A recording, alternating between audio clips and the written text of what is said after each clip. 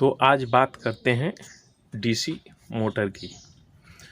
तो DC motor मैं actually देख रहा था दूसरे के चैनल पे। तो ऐसा नहीं है कि मैं नहीं देखता हूँ, दूसरे का चैनल मैं देखता रहता हूँ। तो उसमें इंस्टीट्यूट था एक तरह से, अगर बोला जाए तो वहाँ पे ट्रेनिंग था, ट्रेनिंग दे रहे थे और वहाँ पे बता रहे थे इसके मामले में। वहाँ पे कुछ गलती बताए और कुछ सर्किट में वो ऐसा होता है, लेकिन सब में नहीं वैसा होता है।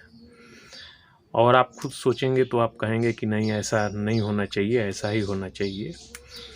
क्योंकि मैं ऐसे नहीं रटने पे बात नहीं करता हूँ, जानने पे बात करता हूँ कि जिस दिन आप अच्छे से जान जाएंगे तो उस दिन आपको समस्या नहीं होगी। तो इसमें वायर आप देख रहे हैं रेड है, तो मैं लिखते जाता हूँ तो आप देखते जाइए। रेड में प्लस 320 वोल्ट या 330-33 जो भी है वो कैपेसिटर से रहता है मेन, और इस पे वही ग्राउंड रहता है। 320 ग्राउंड रहेगा ब्लैक पे, ठीक है। ब्लैक पे वाइट पे जो रहता है, वाइट पे आपका 15 वोल्ट की सप्लाई रहती है डीसी। और ये ब्लू में जो रहता है, ब्लू में आपका फीडबैक वापस जाता है माइक्रो कंट्रोलर को, ठीक है। और इसमें माइक्रो कंट्रोलर से वोल्टेज दिया जाता है और उसका जैसे भी सिस्टम बना करके आपको देना है यहाँ पे।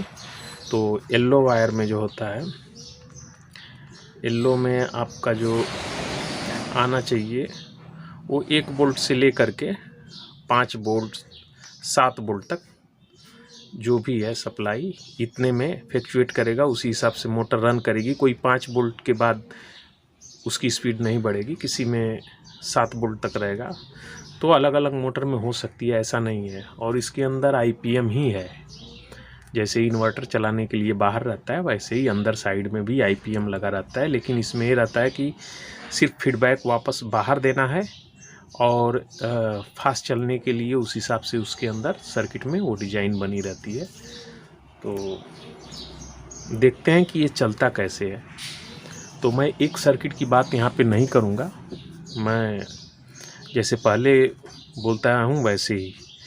तो इसका जो है 320 से डायरेक्ट संपर्क रहता है इसका, तो कभी शॉर्टिंग हो जाए, इसके लिए इसको सेफ्टी किया जाता है कि जो मेन कंट्रोलर आईसी होती है, ये मेन कंट्रोलर है और इधर आपका 320 वोल्ट डायरेक्ट चलने वाला है, तो इससे डायरेक्ट कांटेक्ट में ना आए। नहीं तो अगर कभी शॉर्टिंग हुआ तो इस पिनों से वापस करंट आ जाएगा, माइक्रो कंट्रोलर आपका ख़राब हो जाएगा। तो यहाँ पे तो 5 वोल्ट या 5 वोल्ट से कम में इसका प्रोग्राम सेट किया है, उतने में ही चलती है। तो किसी किसी मोटर में आपको ये तो मिल जाएगा 350, और ये अभी किसी किसी में नहीं मिलेगा। डाइकिन वगैरह में ये भी नहीं रहता है, ये भी बाद में ही आता है सप्लाई। तो किसी पीसीबी में है, सब में नहीं। तो 350 और एक ग्राउंड, ये तो फिक्स रहेगा। तो चलिए 350 हम दे देते हैं मोटर को। मान लीजिए हमारी मोटर है, 350 दे दिया। मैं प्लस ही लिख रहा हूँ, कलर नहीं लिख रहा हूँ, क्योंकि कलर का भी कोई मायने नहीं रखता है, अलग अलग हो जाता है वो। यहाँ पे मैंने माइनस दे दिया। अब बचता है मेरे पास 15 वोल्ट की सप्लाई देने के लिए और फीडबैक, और ये येलो में सप्लाई देने के लिए जो स्पीड बढ़ाएंगे उससे बढ़ा करके। तो इसमें होता कैसे है कि किसी किसी में आप देखोगे तो ये तो सप्लाई यहीं से कनेक्ट हो गई डायरेक्ट। अब मेरे पास बचती है ये 15 वोल्ट के लिए। तो 15 वोल्ट के लिए कैसा रहता है कि यहाँ पे कैपलर लगे रहेंगे ऐसे, और मैं ये डायरेक्शन दे रहा हूँ आपको यहाँ पे, तो आप समझ जाइए कि ये इस दिशा में है। तो यानी इसमें से माइक्रो कंट्रोलर से इस पे सप्लाई आएगी और ये जो है ग्राउंड रहेगा, ये ग्राउंड रहेगा। तो जैसे जैसे इस पे सप्लाई बढ़ती जाएगी तो इसके अंदर का बल्ब जो है जलेगा। उस हिसाब से इसमें एलडीआर में यहाँ पे एक रेजिस्टेंस क्रिएट होगा। तो यहाँ पे एक ट्रांजिस्टर लगा लेंगे, कोई भी ट्रांजिस्टर लगा लीजिए। इसका हम बेस कर लेते हैं, बेस पे सप्लाई दे दिए और इसको भी इस तरफ वाले में ग्राउंड कर दिया। ये पार्टीशन से आप समझते जाइए, इस तरफ का है, ये इस तरफ का है, क्योंकि हमको उसमें से इस तरफ कोई कांटेक्ट नहीं रखना है सिवाय कपलर के। अब इस पे, इस वाले पे चलिए इसको 15 वोल्ट की सप्लाई से हम जोड़ देते हैं और ये वाली सप्लाई डायरेक्ट हम यहाँ पे लगा देंगे। ये किसी किसी में रहता है और किसी किसी में 15 वोल्ट डायरेक्ट, जैसे ही मोटर पीसीबी में सप्लाई जाती है तो 15 वोल्ट डायरेक्ट चला जाता है। तो यहाँ पे आप देखोगे कि जैसे अब मान लीजिए मोटर को चलाना है तो यहाँ से पल्स बनेगी। यहाँ पे कौन सा ट्रांजिस्टर है उसकी हम बात नहीं कर रहे हैं, ये समझने के लिए मैं बता रहा हूँ, आप समझ जाइएगा। ये ऐसे है, ऐसे, ठीक है।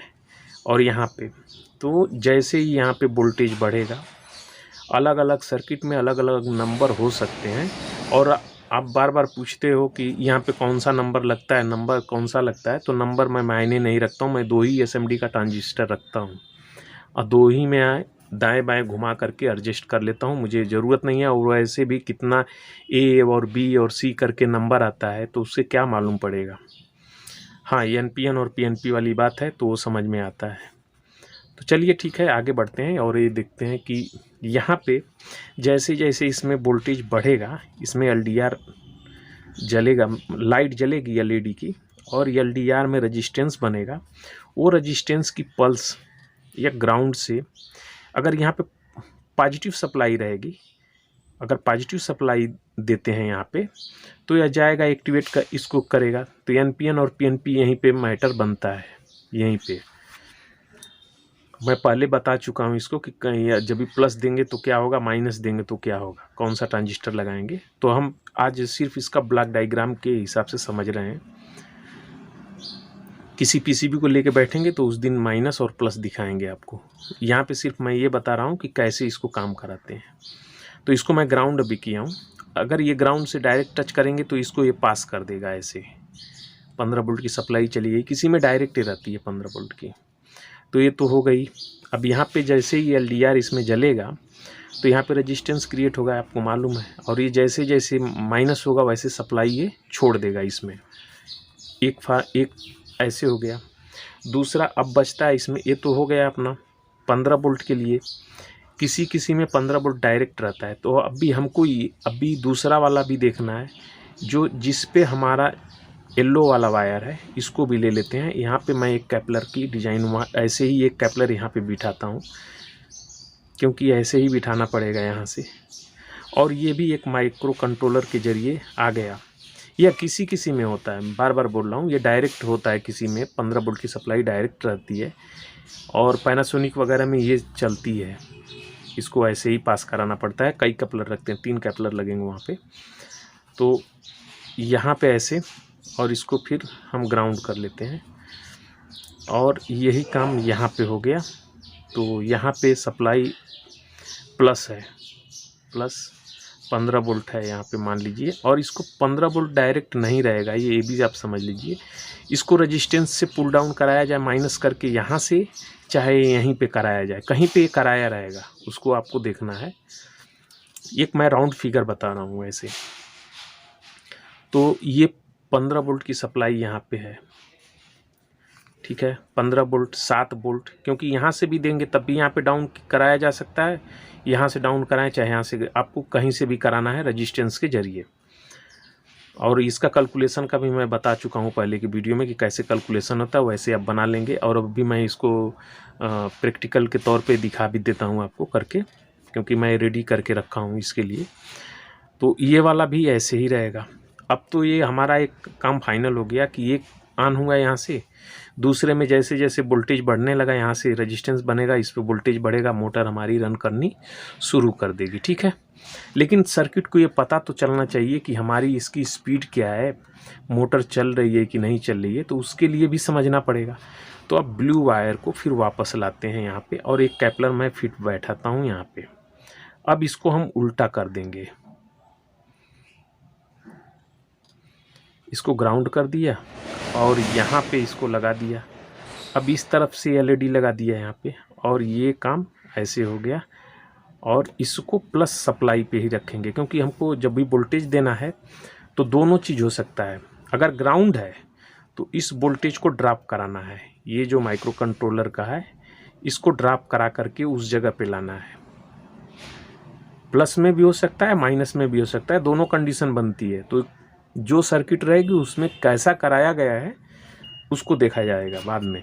जब भी सर्किट रखूँगा तो मैं दिखाऊंगा आपको कि उसमें माइनस है कि प्लस है। तो एक तो ये हो गया। अब होगा क्या, यहाँ पे जैसे ही ये मोटर चलेगी, ये मोटर चलेगी यानी पहला कंट्रोल आया, 15 वोल्ट की सप्लाई बनी, दूसरा जैसे जैसे वोल्टेज बढ़ाएगा स्पीड बढ़ेगी, और तीसरा ये रिटर्न आकर के कैपलर के जरिए यहाँ पे जब भी बल्ब जलेगा उस बल्ब से रेजिस्टेंस क्रिएट होगा, फिर वो आ जा करके माइक्रो कंट्रोलर को बता देगा कि हाँ इसकी स्पीड इतनी है। अगर बढ़ानी होगी तो ये वापस इस वाले सिग्नल को बढ़ा देगा और एलईडी फास्ट जलेगी, रेजिस्टेंस और पास करेगा वोल्टेज, मोटर और फास्ट चलेगी। ये तो हो गया। अभी यहाँ पे वो अब जहाँ पे बात हो रही थी जिस चैनल पे मैं देखा, वहाँ पे एक रेजिस्टेंस जो ये पुल डाउन कराया गया है, इस रेजिस्टेंस को बोले कि बढ़ा दो इसको तो मोटर की स्पीड बढ़ जाएगी। लेकिन अभी यहाँ पे कैसे बढ़ जाएगी आप बताइए।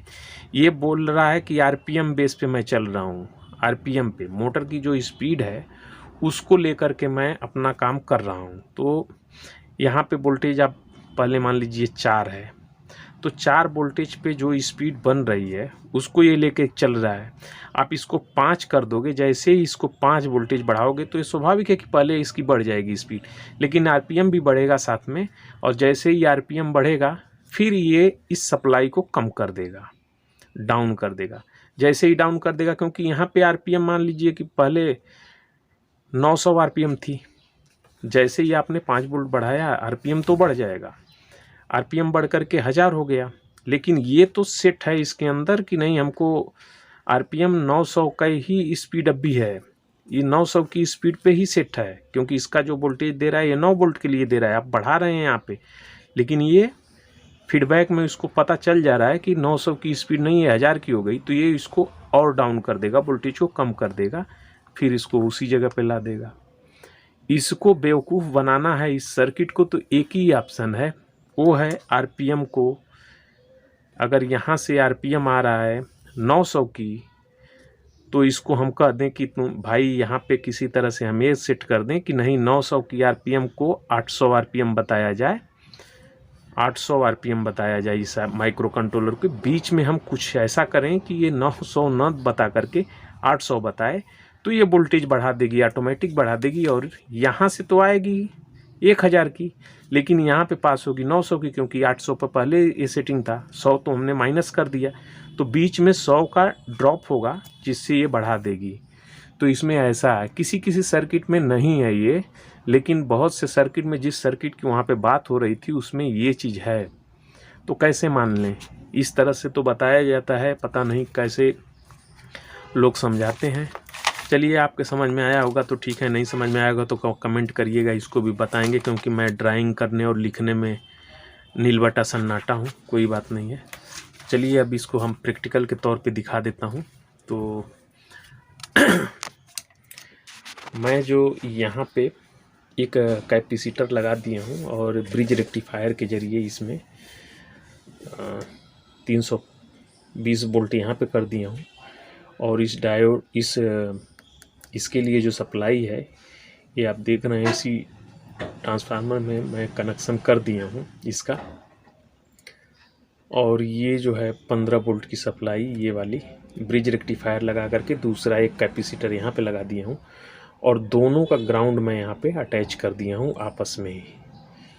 तो ये तो हो गया। दूसरा चीज़ हमको जो है 15 वोल्ट की सप्लाई को 5 वोल्ट में लाना है, 5 वोल्ट करना था, 5 वोल्ट से भी नीचे हमको लाना था। तो हमने यहाँ पे अब देखिए, तो ये निगेटिव है, ये वायर निगेटिव को मैंने इस वॉल्यूम कंट्रोल यानी टोन पे यहाँ पे कनेक्ट कर दिया है। 100K की एक रेजिस्टेंस लगा करके इस तरफ लगा दिया है और वापस इसको 100 की लगा करके यहाँ पे कर दिया हूँ। तो यहाँ पे जो टोटल सप्लाई है उसका आधा यहाँ पे हो गया। तो मुझे और भी सप्लाई, क्योंकि 6 वोल्ट से पहले ही मोटर पूरी फुल स्पीड में चलने लग रही थी, तो मैंने यहाँ पे एक और रेजिस्टेंस मार दिया यहाँ से यहाँ के बीच में, ताकि यहाँ पे वोल्टेज कम हो जाए। तो वोल्टेज अभी कम हो गया यहाँ पे। मैंने यहाँ पे 5 वोल्ट के अंदर ही फ्लक्चुएट करा दिया है। अभी इसके 5 वोल्ट के अंदर ही ये रन करेगा और बाकी आउट हो जाएगी। तो ऐसे मैंने किया है यहाँ पे। तो इसको भी मैं बता देता हूँ कि कैसे किया हूँ, क्योंकि डायग्राम पे बराबर समझ में आएगा। तो आप समझ लीजिए कि 15 वोल्ट ये माइनस है ये। तो मैंने एक रेजिस्टेंस ऐसे लगा करके, और ये जो हमारा वॉल्यूम कंट्रोल है ये वाला 3 पिनें रहती हैं, तो ये हमने मोटर के लिए ये ले लिया और इसको जो है एक उसके वायर से जंपर करके यहाँ पे नेगेटिव कर दिया है और इसको यहाँ पे लगा दिया। और इस 100 ओम की ये 100 के की ये पहले की है, तो 100 की ये और 100 के ये है। तो फार्मूले के हिसाब से यहाँ पे वोल्टेज हो गया 6 वोल्ट हो गया। तो हमको यहाँ पे वोल्टेज और ज़्यादा लग रहा था, तो मैंने इसमें एक और जॉइंट कर दिया, तो ये रेजिस्टेंस की वैल्यू और कम हो गई। तो यहाँ पे जैसे ही मैंने एक और जो जॉइंट कर दिया यहाँ पे, तो ये वोल्टेज कम हो गई अभी यहाँ पे, क्योंकि ये अभी इस वाले पॉइंट में वोल्टेज का ड्रॉप हो जाएगा, क्योंकि 100 का ये है, ये भी 100 का है ये वाला।